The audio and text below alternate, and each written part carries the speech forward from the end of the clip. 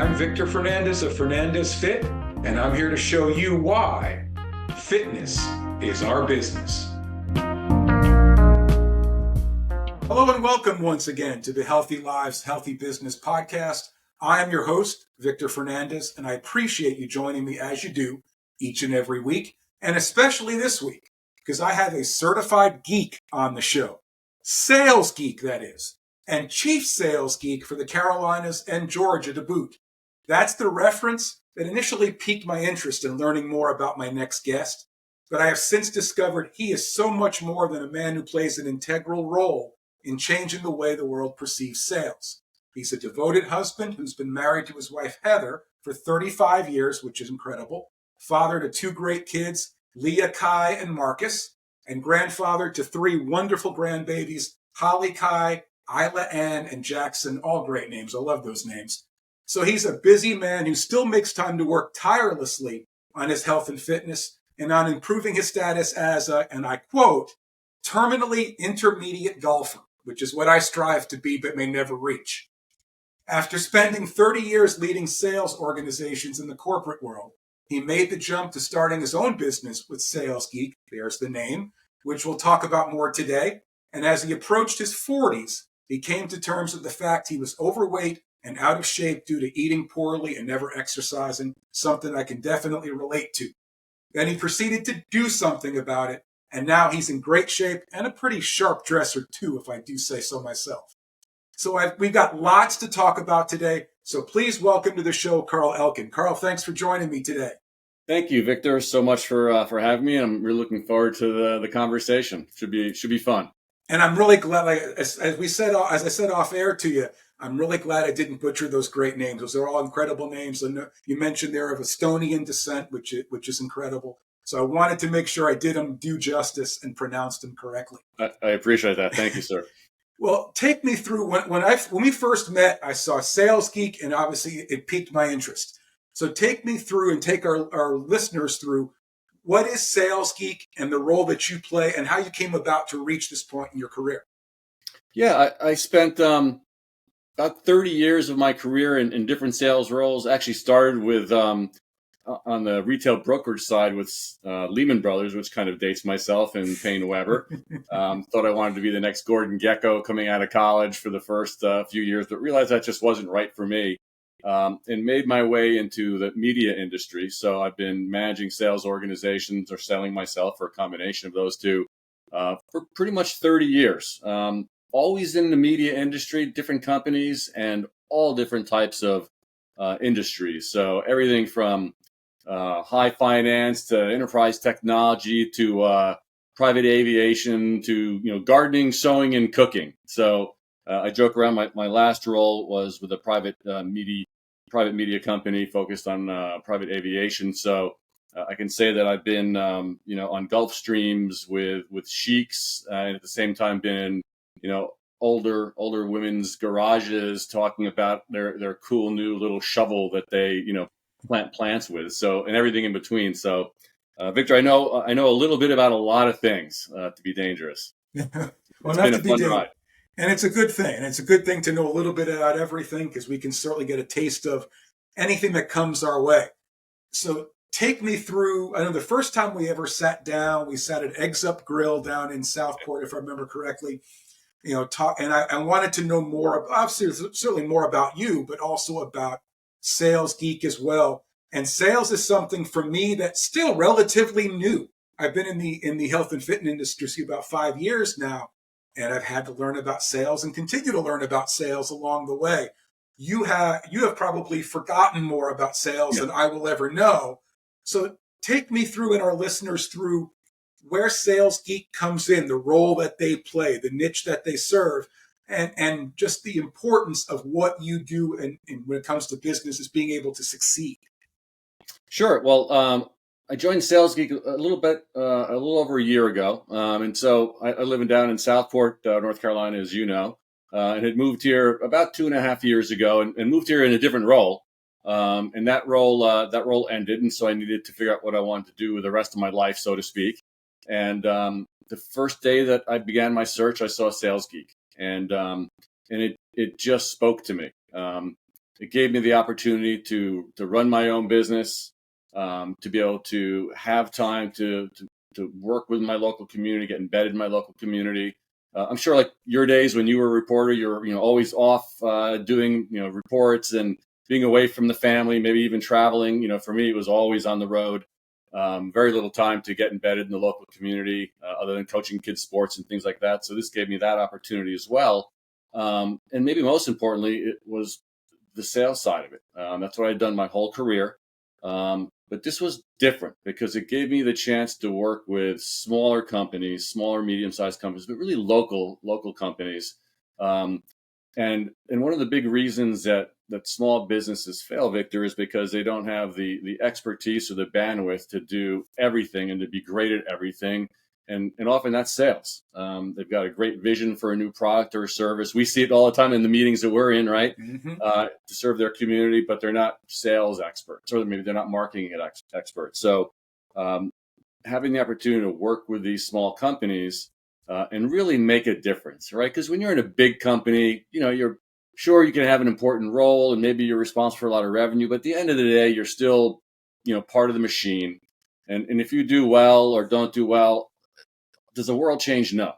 But when you're working with small businesses, and often by the time that we talk to them, they've identified problems, but they haven't been able to fix them. So it's almost like a last measure often when they're talking to us, like, we need help.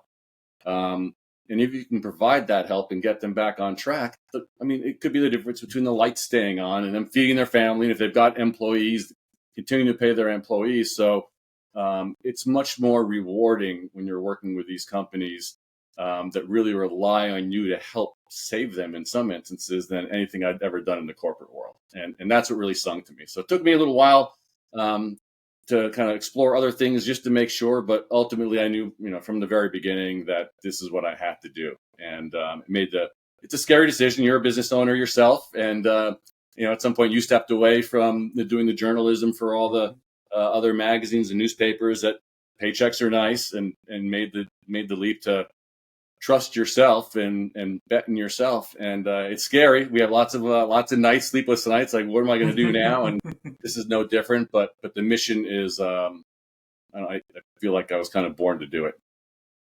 I know for me, you definitely, hit a chord, hit a definite, real raw chord with me when you said, those sleepless nights and trying to, knowing you have those problems right in front of you, you understand what they are, you've addressed them, but you don't know how to solve them. And that's what keeps owners and managers and so forth up at night. I know for me, getting into the health and fitness industry was a complete about face, but more so from a sales and marketing perspective than it would ever be from a health and fitness perspective. Because how do you sell yourself when you've never had to do it before? I did the same thing for 26 years. You explained it to a T. I wrote stories. I got paid for it.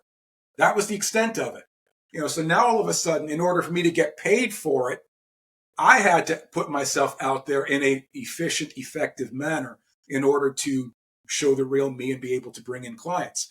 So for you, talk about why is it so challenging to do just that, to effectively and efficiently become strong at sales? I think it's a few things. It's trial by error, right? So sales is not easy, and you're going to hear no a lot more often than you hear yes, and you learn what works for you, and it's about authenticity. And as you were just talking about, like, being able to sell yourself. I think that's really the most important part. Is, sure, you got to know your product, and you got to know your service. You're an expert in fitness, right? I'm an expert in sales, but when you're trying to get a new client, or I'm trying to get a new client, they're probably not quizzing us about our sales ability or ability to put together a great exercise regimen. They're looking at you like, can I trust you with my business, or can I trust Victor with my health? Because probably most people, when they come to you, I could be wrong, they maybe have tried over and over again on their own. Maybe they've joined gyms and then never went. I did that once. I actually joined one gym and literally didn't go a single time when I was in New York. But they're really looking for you.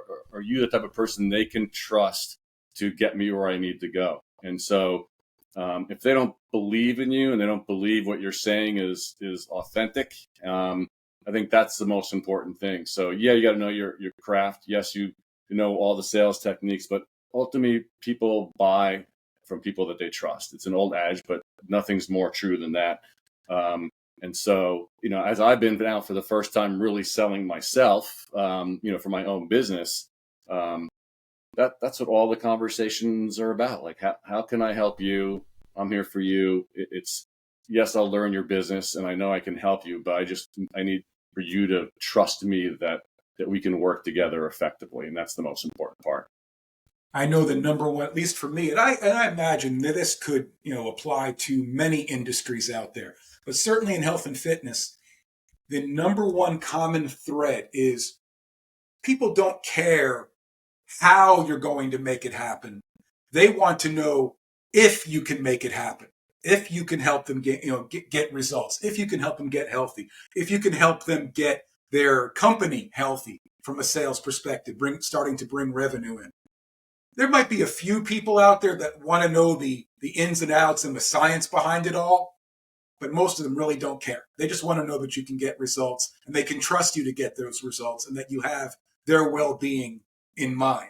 So talk about selling yourself, because I know more and more people, they see Karl Elken out there. They see somebody they can, to borrow a line from the BNI group we belong to, know, like, and trust.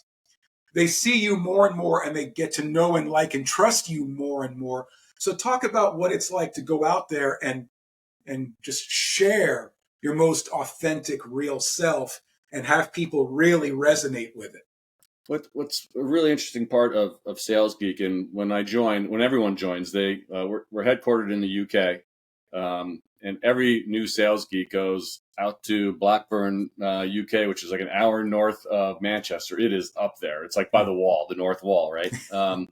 And I was there for 2 weeks because I'm a master franchisor. So the first week is learning how to be a sales geek. And the second week for me was just how to build my franchise. Through that process, and then also the framework that we use with clients, I've learned more about sales in the last 9 months than I did probably in the last 10 years of my career, honestly.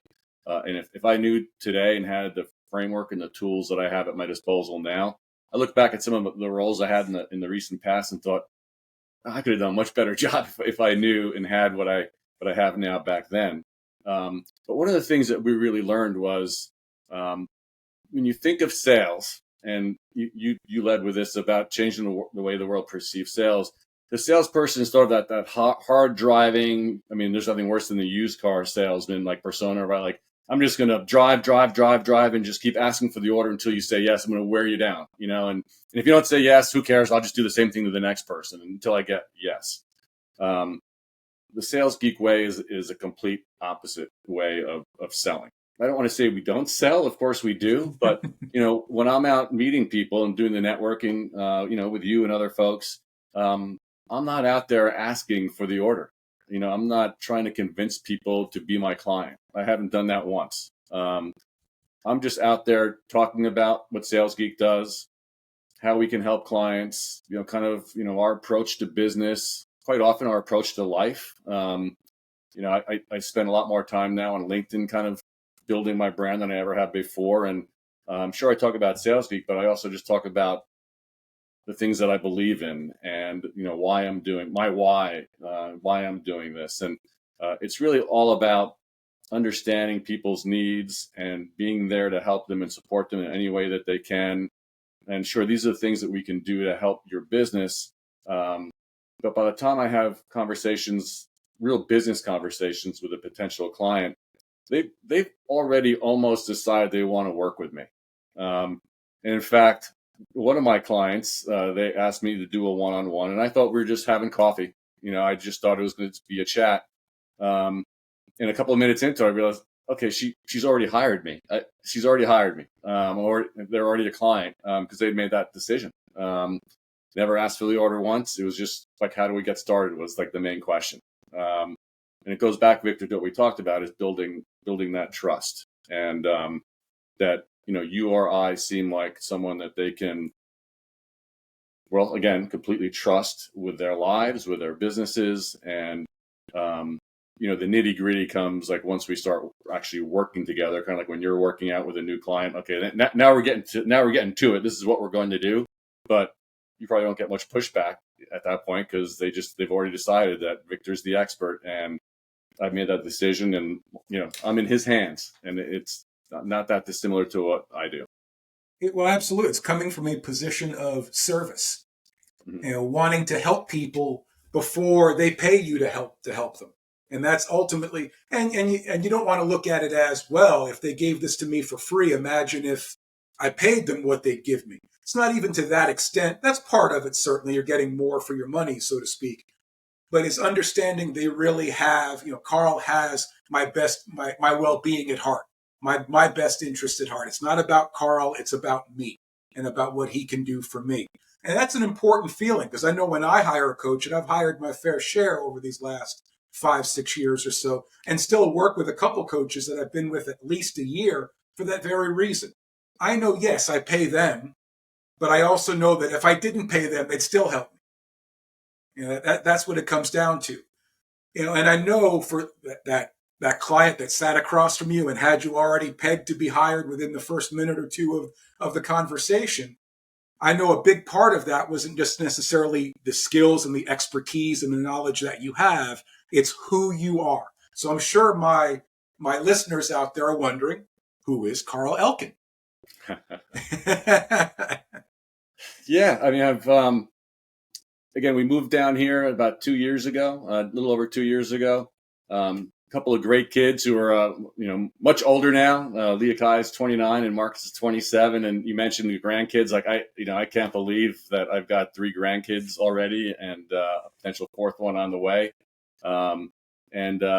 What's funny is we wound up here on a whim. It's sometimes you just kind of like opening our own businesses. It was a leap of faith, and that's kind of the way we got here. We were living in Connecticut at the time, and this is kind of a cute story where my son-in-law is in the Army, and we thought his next place where he was going to move to was Fort Bragg, which for those people that don't know is pretty close to where we are here in North Carolina in Southport.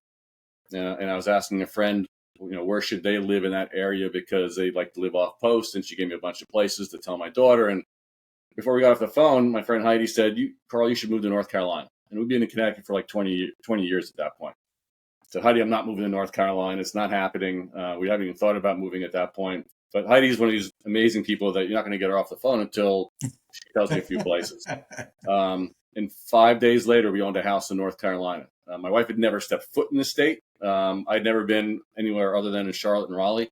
But we just took a leap of faith because it looked amazing. And we came down here a couple of weeks later, and sure enough, we're like, we can spend the rest of our lives here. I wish we'd been here 20 years ago. So, we often, my wife and I like to take like kind of leaps of faith like that.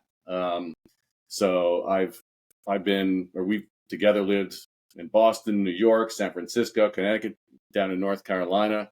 Know a lot about what I do. My wife's been a nurse for her entire career. In all different types of practices, but she's a school nurse in Wilmington right now, working with 2,400 kids as the only school nurse. So she too gives back to the community in ways that I can't even possibly begin to imagine the responsibility that she has. But the two of us that way, we're looking to give back to our local communities in any way that we can. But otherwise, running around either with Sales Geek or, as you mentioned, playing golf or in the gym. And we're fortunate enough now that 2 of the grandkids spend usually about a month to 6 weeks here. Mimi's summer camp, we call it. So it's great to be able to have that one-on-one time with them. But life is all about now, Victor, just working with Sales Geek and getting involved in the community and chasing our grandkids around as much as we can find time to do. And he's pretty darn good at running concessions and the food vendors and so forth at arguably, if not the biggest, one of the biggest 4th of July celebrations. If you've been to Southport, North Carolina, you know exactly what I'm talking about. It's not just one day, it's an entire week, actually I think longer than a week. And Karl took on an undertaking that there's no way I would do it. And I love food, and there's no way I would do it. Well, I didn't know I was doing it, Victor. So yeah, my wife and I decided that we wanted to volunteer to try to help out the festival, and I couldn't make a couple of the meetings because I had other things. So she went with me, or went for me, I should say, and she was trying to do something else for them. And um, I thought literally I would just go for a day or so and move some ice around or something like that. And literally the next thing I know, like, hey, congratulations, Carl! We're so glad that you decided to head the committee for food concessions for 60,000 people, or even more that come down there. So it was a little more than I thought I was going to take on, but Just a little, it was a very cool learning experience. And I just had a meeting with the whole board yesterday, as a matter of fact, and agreed to do it again because now I know what I'm doing, and so it'll be a lot easier. And this time around, I'll actually ask for some help. I'm one of those types of folks that, like, I want to make sure stuff gets done the right way, so I'm going to do it myself, which is a great way to learn, but it also takes a lot more time. So now that I know what I'm doing, it's streamlined. But that's just like one of those things I would have never had time to do that in my old job. And although it was a lot of work, it was so much fun working with all the food concession people. But then just knowing that my little piece of the action there helped a lot of people in the area, and helped the rest of the board members. So, like, I'm doing that, and I'm ambassador at one of the chambers of commerce I belong to, on a board of another one. Like, this is the kind of cool stuff that I would never had time to do before. But as a sales geek, in addition to everything else that's going on, just like you're running your own business, you have time to do these kind of things that you want to do, and that you decide that is worth your time, and that when it is, you figure out how to make it work, and you're only answering to yourself. So not asking your boss, you're looking in the mirror, or wives, one or the other. Thing is this the real okay? boss. So the mirror and the wife decide together, like, whether or not it makes sense or not. That's the real boss, folks. We've learned that over the exactly. years. So Exactly. I know when I have conversations with Karl, and we've known each other for a little while now, the more conversations I have, the more I feel like we're kindred spirits in a way, in the sense that, like I said, your wife works she's in the service industry, working as a nurse for so many students in the county. My wife works with special needs, and she's been doing that for a long, long time. And and to be able to do what our wives do takes a special kind of person. The compassion, the patience, the stick-to-itiveness, if you will, to use an overused phrase. It really does. Kids, in the service industry, I've got two boys. One who's in law enforcement, one who's a firefighter. So I love having conversations with Karl, and he doesn't know this because I probably haven't openly said this, but I pay attention to when Karl's talking because I know he knows sales. Like I said earlier, he's likely forgotten more about sales than I will ever learn. So I always have an ear open when Karl says something, because I know I'm going to pick something up that I can implement in my own life, in my own business. So I truly appreciate Karl, and I am 100% envious of the way this man dresses. 100%. On my best day, I couldn't dress like Karl does. And I may have to post a video of this so you can see proof. If you've seen him around the community, you know what I'm talking about. So where does that fashion sense come from? Because I need to glean some of that from you as well. Oh, it's living in San Francisco for about 10 years, and then working in New York City for about 15 years or so, and especially the last stint in the city, I was the old guy, Victor. So I was literally the last couple of the companies I worked for in the last few years, I was either the oldest or second oldest person in the company. I was like the old guy, and so a lot of it was like just keeping up with the Joneses, and so. It became it's become just really kind of fun thing to do, and we would joke around a lot about it back in the day, and now people kind of tease me about it here, but it's just kind of the way I roll. Even my family makes incredible fun of me all the time about it. So, but the best part is, especially when I'm playing golf, I like to wear the most outrageous outfits that don't match possible, if nothing else, to drive my daughter and to some extent my wife crazy. So. That's a whole different discussion. Well, see, I didn't realize there were benefits from doing that. I just picked something up there, folks. Gleaned something from Karl there that I didn't think about previously. But there is also some level of professionalism though too. So, like, if to be a sales guy and to be able to come in and have someone trust me trust me with their business. I do want to dress a little bit the part. So business sharp, folks, business sharp. That's for sure. Now, you mentioned as well, you play golf. I know you are very active. You get in the gym and work out, which is great. And obviously you're in great shape as well. We've been down similar paths, little later in life, 30s, going into 40s, where we looked up one day, we were working extremely hard in the corporate world, likely putting in tons of hours. I know you did. I know I did. And then we look up one day and realize, man, we have let ourselves go. And you're almost like, where do I go from here? What do I do now? I know for me, my youngest son was the aha moment, if you will, when he was born. What was the moment for you? Can you paint a picture of what that was like when you realized it's now or never? Yeah, it was probably early 40s. Had moved to California fairly recently, and I was a pretty active kid in high school and youth sports and high school sports, and but the second I got out of high school, it stopped, and a lot of eating, no exercise. Probably a few too many, beers here and there too, to be honest. And just like, I just didn't do anything.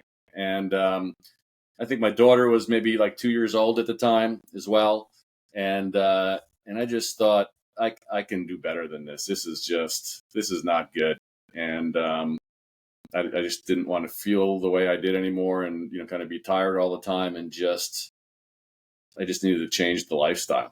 And I just made a conscious decision to start chipping away. And just having this conversation, a couple of days ago with somebody else, and I can't say that it was like, okay, I had this epiphany where I want to make the decision, and here's the plan, and I executed the plan, and it was great. It didn't work out that way. It was just smaller things. Like you're the expert here, so please correct me if I'm wrong, but I look at like, eating habits, exercise habits, if you're drinking too much, and that's got to go too. You got all those things need to get under control.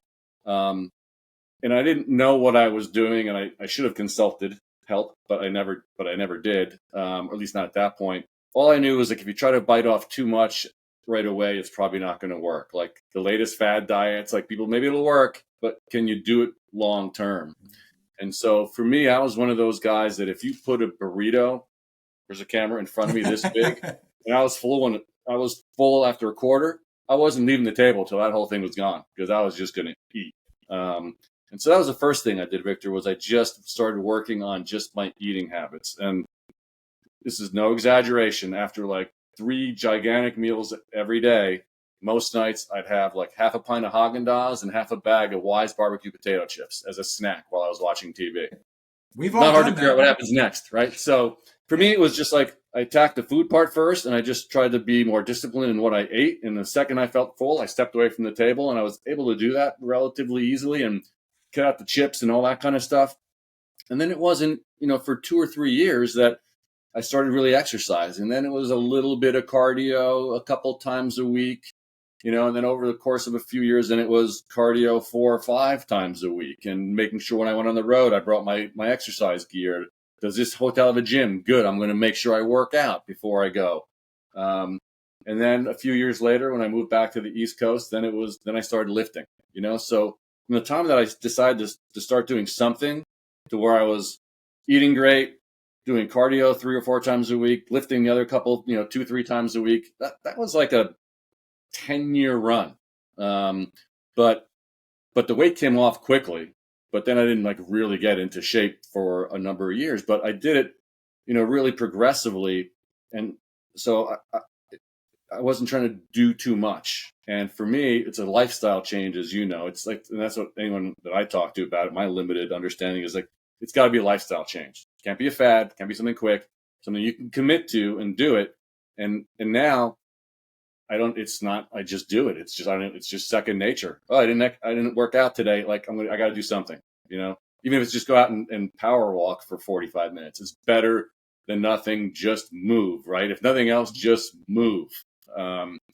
And because I have the eating under control and I don't drink a lot of beers anymore or any of those things, like if I don't make it to the gym for a while for whatever reason, like right now, I'm kind of in a bad spot, Victor. I could use your help. But between the vacation, came back from vacation and just been really busy. I think I've only been to the gym a handful of times in the last month, but because I'm eating right, I'm still moving. I haven't really gained anything. So it was a long process, but thank goodness. And so, it feels good to be able to feel good about how you look and feel and know that you're healthy and you're doing everything you can be doing. But it's a commitment. And anybody that I see even trying, like, more power to them. Anyone out there that's power walking, go for it, man. It's whatever works for you. Spot on, Carl. The way you described it is exactly how I would describe it to anyone. It's when I started working with a coach 14 years ago, right after my youngest son was born, my first workout was 10 minutes at 1 or 2 miles an hour on a treadmill. That was it. And I tell people I didn't just, jump on the bench and start, jacking a barbell up above my head. Didn't work that way. It was 10 minutes on a treadmill because that's all I could do at that time. That's all the energy I could muster. And really, that's all you really needed to do. I needed to do at that time. And it's small little steps. It's a phrase that one of my coaches shared with me a while back that always sticks with me, and I share with anyone who'll listen. And that's, you can't eat the elephant all at one time. Mm-hmm. You have to take a little bit at a time. And it's whether it's your health and fitness or the sales industry, your business, whatever it is, we know what we have to do, and it's this big. Right. My arm, if you can't see me, my arms are outstretched well beyond the camera angle. What we face is this big in everyday life. If we're looking at it from this perspective, it's extremely daunting, extremely overwhelming, and more often than not, people would run away from that. Yep. But if we take just that little bit, the toe of the elephant, if you will, all of a sudden it doesn't look quite as daunting or overwhelming anymore. And then we keep chipping away, like you said, keep chipping away. And the next thing you know, the elephant's gone. And all of a sudden, and there's no greater feeling than that when you realize you got what you deserved because you earned it. Yeah, I wonder if you have those conversations, Victor, with clients that there are certain level of fitness or lack thereof, and maybe they want, or their expectation is, I want to go from a lot to a little really quickly, and being able to temper those managing those expectations. And it's one of my favorite phrases in life is managing expectations, whether it's business or personal or whatever. Like, be realistic with what your goals are, because if you don't get to those goals, and it's human nature to want to quit, right? So you want to always give yourself incentives to keep going. And so if those goals are little, they're incremental, and you keep hitting them, like, you feel better and better and better, and you keep taking those steps. And I know that's part of your approach. You talk about that, all the time. And much like what I teach, much like what you teach to different business owners and management teams and so forth, is understanding that what we do is the least transactional business out there. Because if you come to me looking for a coach and you hire me, you pay me, the work hasn't really begun yet. Mm-hmm. Same thing when you walk into a business and they hire you to help them, increase sales, increase revenue. They pay you. The work really hasn't begun yet. It's just starting. And the real hard work is just starting. You don't hand me money and the pounds melt away. I don't hand you money and the revenue starts rolling in. It just doesn't work that way. It's not, you go buy a car, you hand over money, they give you a car. You go buy a TV, you hand over money, they give you a TV. It's not as simple as that. And I think a lot of people don't grasp that concept, in the sense of the real work, the sweat equity, if you will, hasn't really begun yet. We're only just getting started. And I think that's what scares people, because they know at that point, nothing is guaranteed unless they do the work. And even then, it's the ability, the people that are truly successful, whether it's in my line of work, your line of work, or anybody else's, are those people who do the work day after day after day without expecting any guarantees. They can hope, they can believe, but they don't expect any guarantees. And I imagine that's something that you share with clients, straightforward. This is what we need to do. And if we do this, this is the goal. But what happens. There's you hit the nail on the head, Victor. There's so much of, especially the first few days that I'm working with the client. I'm not telling the client anything. I'm just asking questions, like literally just asking questions. Like we start. I don't care how long you've been in business. Like the first set of questions are, what do you want? What do you want to be in 5 years? Where do you want to be in 10 years? Where do you want the business to be? Do you want to sell it? When? How much? What's your role? Your role today is this, but what do you want to be doing in 5 years or 10 years? And we really start from ground zero. And it's me asking all of those questions on, I want to know what your mission statement and your vision for this business is. What are your core values? Or do they make sense? Do you have core values? Have you thought about these things? And it's amazing how sometimes businesses that even have been around for a while and even successful, like they don't have answers to these questions necessarily, or maybe they did a long time ago, but haven't revisited them in years, and now they've strayed from those, right? Like just like clients I'm sure you see where they had a plan and they kind of quit, and so what happened? Why'd that happen? And so the first few days are just me trying to understand the person I'm working for, who they are, where they want to go, what their expectations are, like we talked about, because neither one of us can come up with a plan for somebody until we know what they want to be when they grow up, or what they want the finish line to look like. And then once we know what that is, then we can start again. It's just like the chipping away narrative again.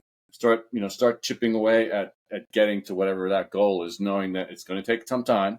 And there's a lot of things that we have to do and set in motion, whether it's the incremental, exercise regimen and, more weights and more frequency, or again, better than I do.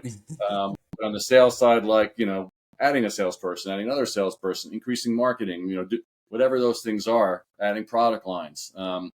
It's all incremental because you can't get there with a snap of the fingers.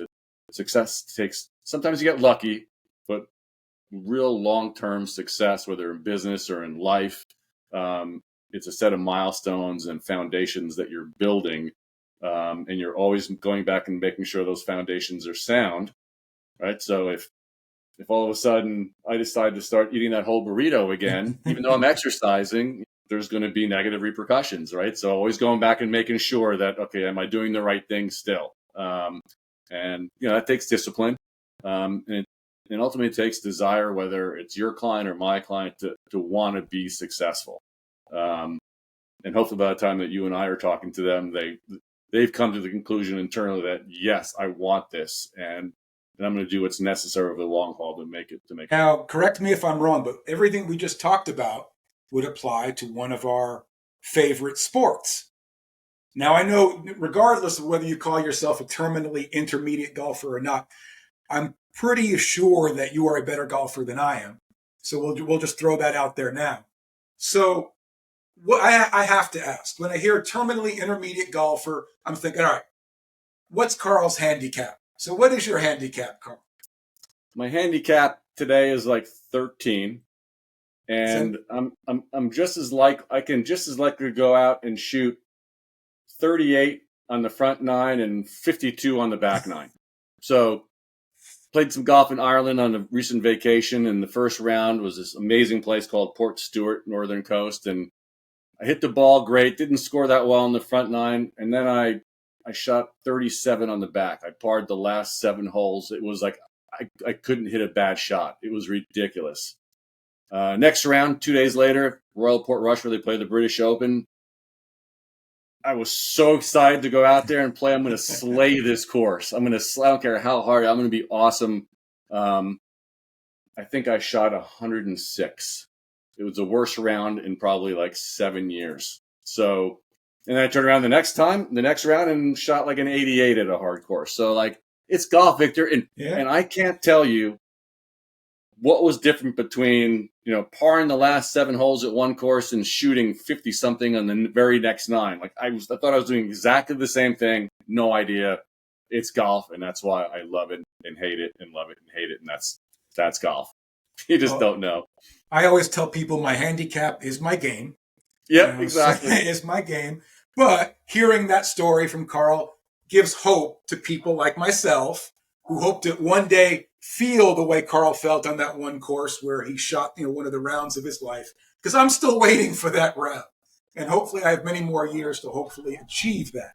But golf is like life. So like one of the things so even after that horrific round, and I came home and my wife had to give me a talking to, because here on vacation, played one of the greatest courses literally on the planet. And I was a not happy camper. So I got a talking to and I deserved it. But I could not wait to go out and try it again and practice.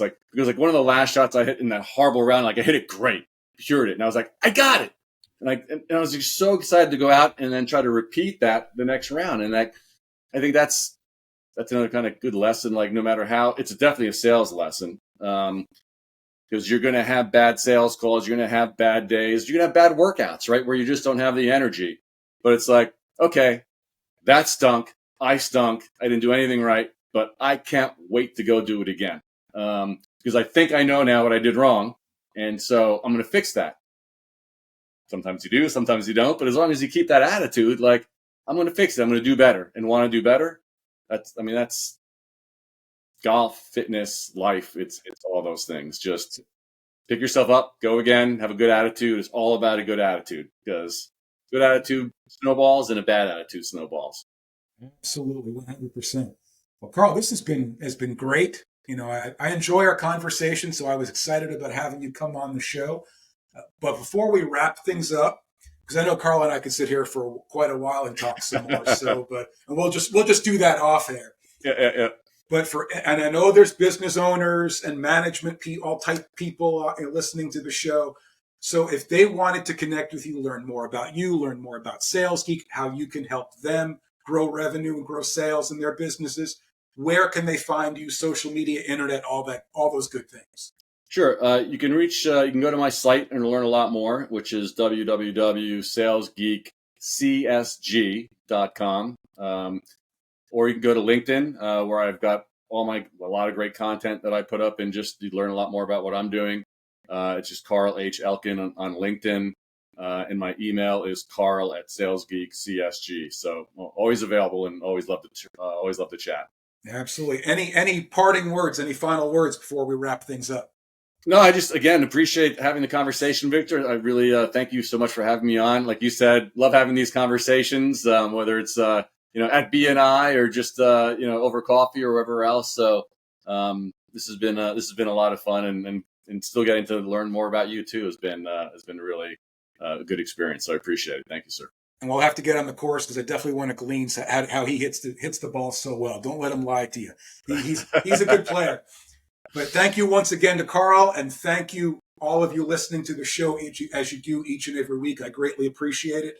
I didn't share this in the beginning because I was excited to get Karl on, but make sure you like the show. Leave a great review. 5 stars are always great.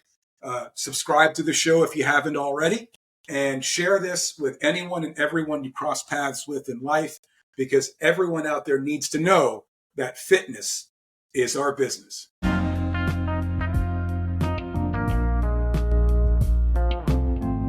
Thanks so much for listening. I hope what we've shared on this show truly resonates with you.